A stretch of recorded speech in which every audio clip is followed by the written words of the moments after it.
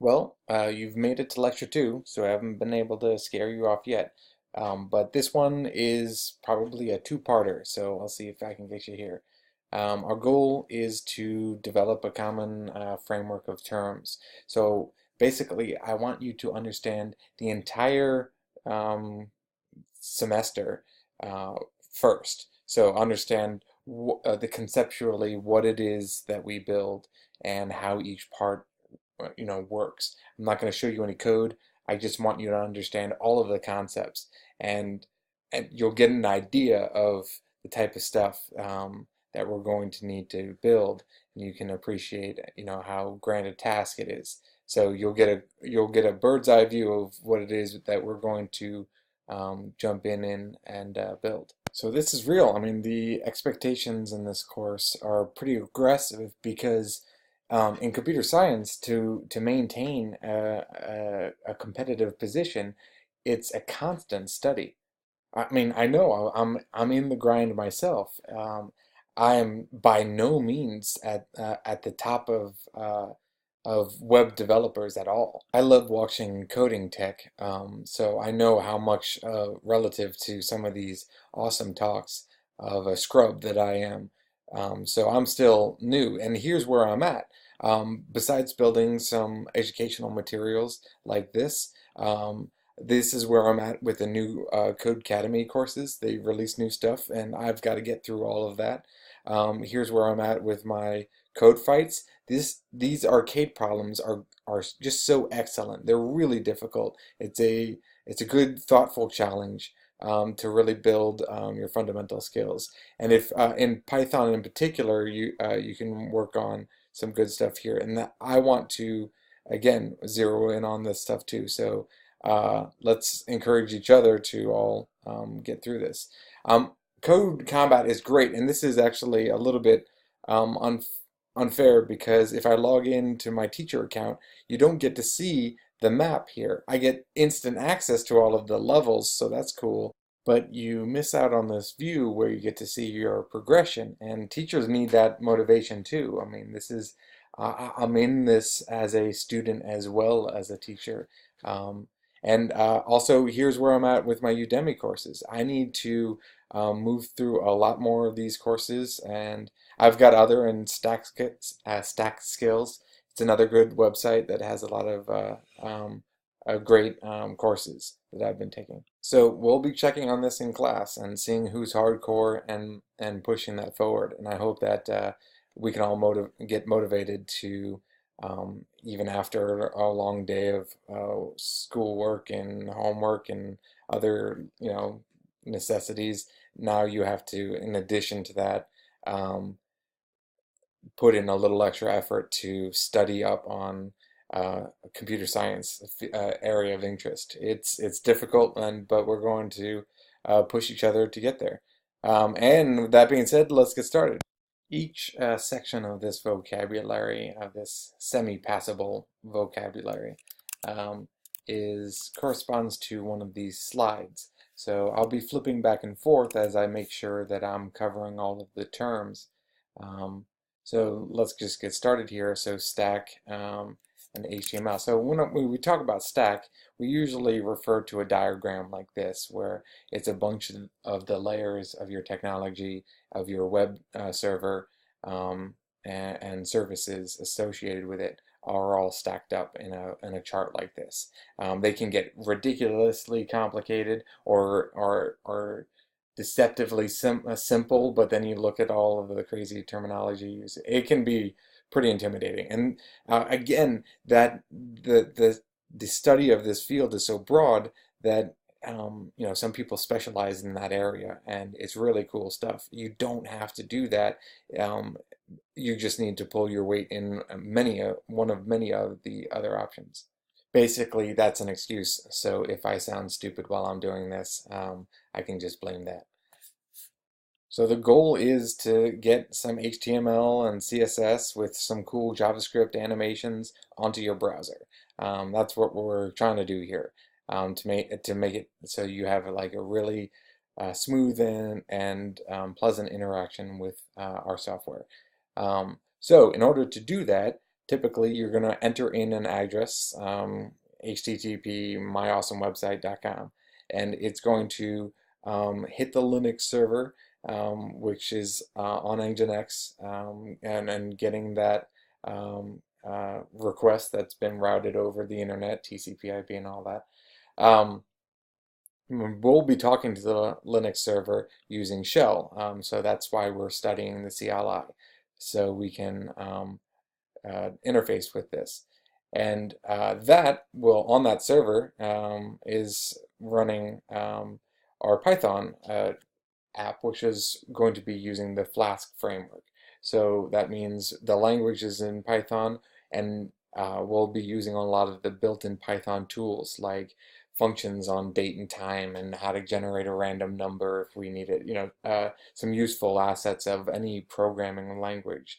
And in addition to that, the biggest asset or library we'll be using is the Flask framework, because it's the biggest one, not necessarily in the length of code, but in its significance, because it sets the parameters that all of the other plugins we'll use are based around. So we're going to use all sorts of other additional tools to help people log in, manage their accounts, but they're all conform to the rules that Flask sets. And those happen to be really similar to Django and other frameworks. So really, even though we're going to be training on this framework, you can start branching out to a lot of others very easily once you understand what there is to manage.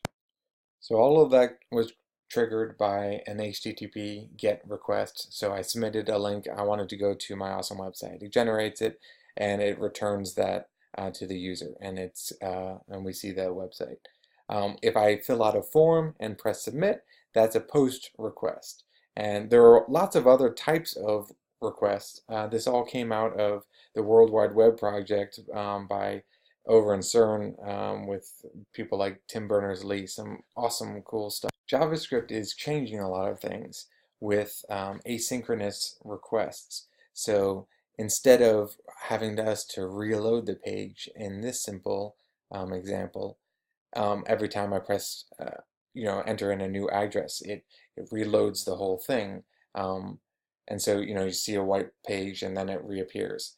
Rather than having that experience, we can start seeing things like in Facebook, how you can just keep scrolling down and it'll just load more things as you need it.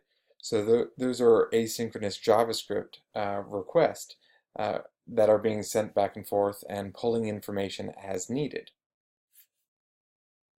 Okay, I haven't talked about SQL and SSL. Okay, SSL is easy enough. One of many, many things that we're going to need to study constantly about how to try to maintain the security and privacy of our users. So it's a third-party tool that will encrypt all of the information. So there's a token that gets passed, and we don't need to go into how SSLs work right now at this point, but what you do need to know is that it's a third-party tool that verifies you are who you say you are to each party, and also helps secure and encrypt the information so that what's being passed back and forth is a lot of randomized math to most people that are trying to look at it. But SQL represents the last sort of area of our stack that you need to know about, and that's the database layer. And we won't be dealing with that too much. I'll talk about that in a bit. It's going to be a Postgres SQL is the type of SQL that we'll be using in class. There's a lot of different ways to organize a database. And you can use SQL. There are alternatives. There are alternative types of SQL itself. There's just a bunch of different stuff. And again, another really rich field of study. But you just need to know that that's how we will be storing information, and it's in a series of tables. Just think of like giant, fast-moving Excel spreadsheets. with rows for each item and a column for each bit of information. Okay, next section, interpreter. Our interpreter is basically Python. Whatever Python version you're running, uh, it when you execute your code, something has to interpret that jump bunch of words that you typed in and turn that into machine action. And so that our interpreter does that. And so it relays to our operating system the things we want it to do. And so we're going to be using Python version 3.6. Maybe that's really old by the time you're watching this. Who knows? Things move fast.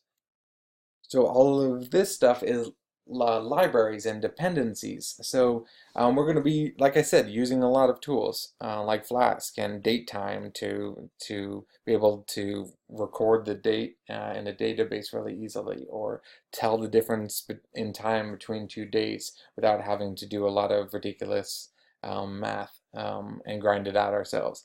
A lot of handy tools, ways to process credit cards. So all sorts of libraries that are going to be our app is going to depend on. So there are our dependencies.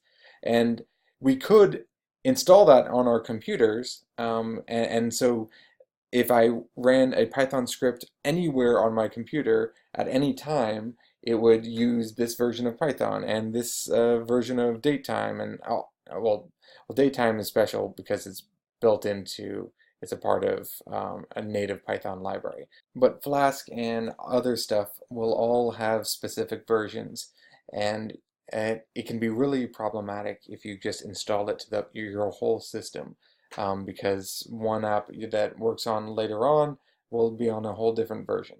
So what we do is make virtual environments. Um, it's a handy little thing built with Python that allows us to direct all of our Python apps when Python is running, when we tell it to run.